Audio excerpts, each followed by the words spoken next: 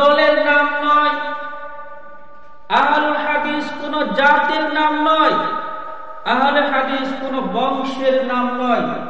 আহলুল হাদিস হলো একটি বৈশিষ্ট্যগত নাম।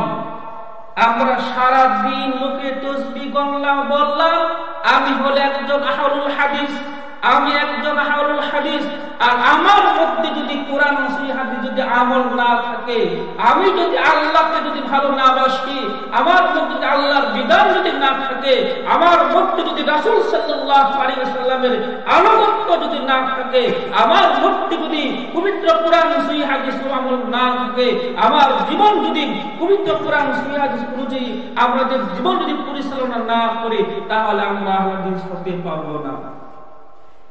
কথা কি বুঝতে পারছেন?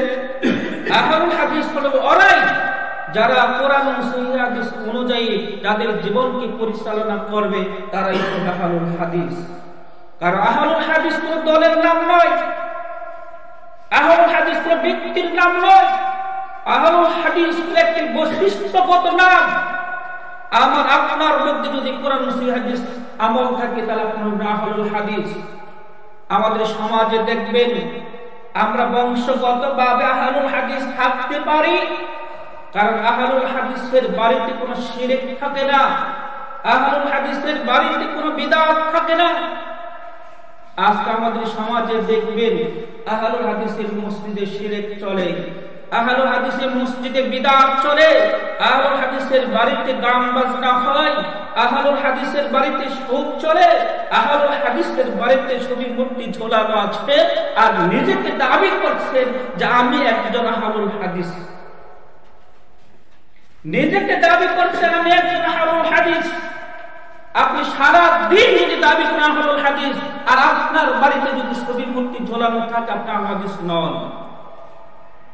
আপনি যদি সারা দিন যদি মুখস্থ করে বলেন যে আপনি একজন আহলুল হাদিস, আপনার বাড়িতে যদি গান বাজনা হয়, আপনার বাড়িতে যদি সুদ চলে, আপনার বাড়িতে যদি হারাম জিনিস চলে, আপনি কোনদিন আহলুল হাদিস নন।